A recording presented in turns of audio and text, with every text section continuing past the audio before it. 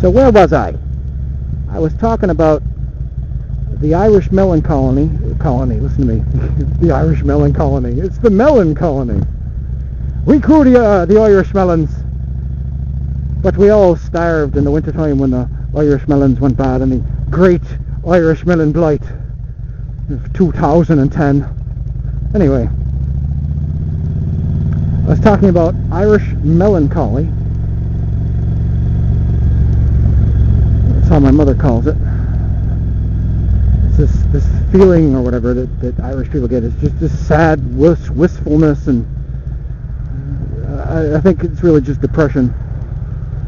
I don't know why she thinks only Irish people get it. But anyway. Boy, this is going to be some traffic. Okay. So, as I'm sitting here waiting for the traffic to go by, let's see, where was I?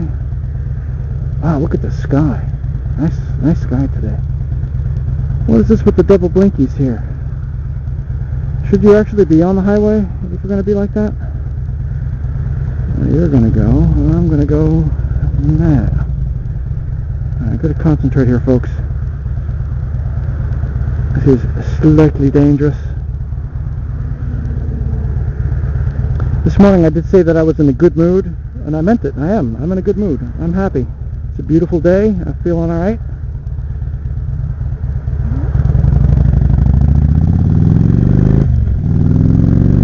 So here we are. Yes, I'm going. So I talked about how in Hawaii... Oh, hang on a sec. I went through a rough time and I had to kind of recover from it. I was kind of mentally damaged. I get here, and you know, it's wonderful here. I absolutely love it. But we did have an incident pretty much right away. We went to this concert about maybe 8 months after we moved here. And on the way home from this concert, we're in the traffic, and some guy hits us from the side. Just like pit maneuvers us sideways, and it caused, you know, a good deal of damage to the car. And the car was sideways on the highway, and I ended up on foot following him to get his license plate number. And when he stopped because it was very slow traffic, I got in front of his car and I said, "Hey, don't leave the scene of the accident." And so what does he do? He hits me with his car, and now I'm on the hood of the car, and he's riding down the breakdown lane, swerving, speeding up, slamming on his brakes, trying to throw me. And I'm like Mel Gibson on the hood of the car, screaming for him to stop. Finally he does. Cops come, and I tell them what happens, and of course they don't believe me. They go to talk to him. He's looks like a little old man and his wife, but he's not a little old man. He's little, but he's a friggin' nutcase. And his wife says, "Oh, that man punched me." Like, what? So the policeman said, "Did you punch her?" I said, "Hell no, I didn't punch her." She's it's just, you know, it's just one of those road rage, whatever, car crashes. Just talk to your insurance, and off he goes. Well, 3 days later, I get a summons. The lady went to the magistrate and said that I punched her. That very night she went. So now I'm mad because I'm getting falsely accused of punching this lady. So I go to the magistrate and say, "Look, this guy hit me with his car and almost killed me." Too late. I can't make a cross filing because she got in there first. I can't do anything now. I tried, and the cops just would not have any of it. I kept getting the runaround. "Oh, we don't handle that. Talk to this department. Talk to that department." I couldn't get anybody to even listen to my case. So I had to defend myself in court against this completely ridiculous charge. And the lady comes in with a cast on her arm and says I broke her rotator cuff, and it took like a year and a half for this thing to finally be heard. In the meantime, they're stalking my house. They're telling my neighbors that I'm a bad person, that I critically injured a little girl. I mean, just all kinds of craziness. I mean, it was absolutely insane. I was afraid that he was going to try to run me off the road on my bike. You know, like pull up in a truck and just hit me or something. So with all that stress going on, I started to lose it. And that was a good 2 years of absolute horrible stress.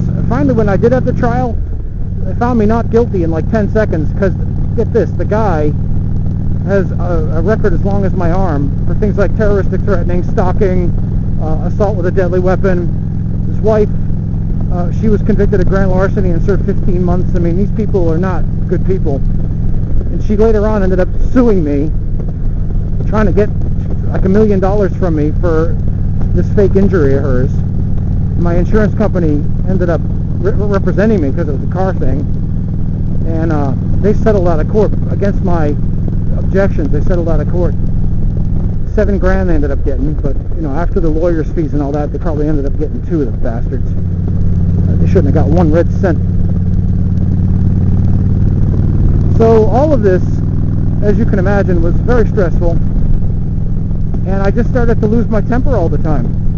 Started going around being angry all the time. And I was getting to the point where I was actually losing my mind. I thought I was actually going to lose my mind and do something stupid. So I went to the doctor and I ended up getting a prescription for anti-anxiety medicine. I have generalized anxiety disorder.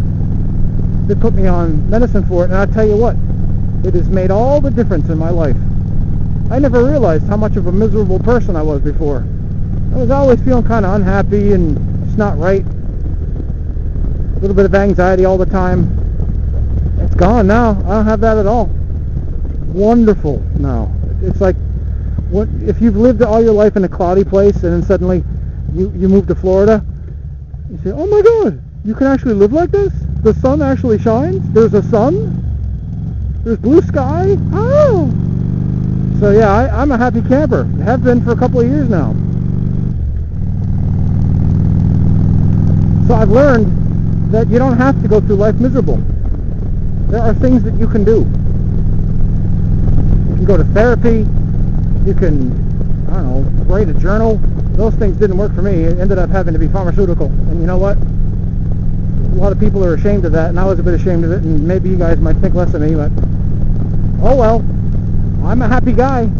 It's worked wonders for me. I wish my dad could have had it when he was my age, because he probably wouldn't have gotten all the fights that he got in. He got in some serious trouble when he was younger. His entire life was defined by violence and anger, and I never wanted my life to be defined by that. That's one of the reasons I need to take it, because I was getting to that point where I was starting to turn into my dad. That's dangerous. I mean, back in the 70s, you could beat a guy up and they wouldn't take you to court over it. They'd just say, fight back. Nowadays, you say one wrong word to the person, next thing you know, you're in jail for terroristic threatening, so you got to be careful. So that's my topic for today. How I got happy. For me, it took medicine. Don't be ashamed of it. Don't go through life thinking you have to suffer just because of some kind of pride issue. If you have asthma, you take asthma medicine. Well, if your brain ain't working right, take something to fix the chemicals in your brain. Stop being a wimp about it. That's my message. So folks, Mike Haley 7, wishing you and yours a wonderful day. Hoping that you have a great week, and I will see you later.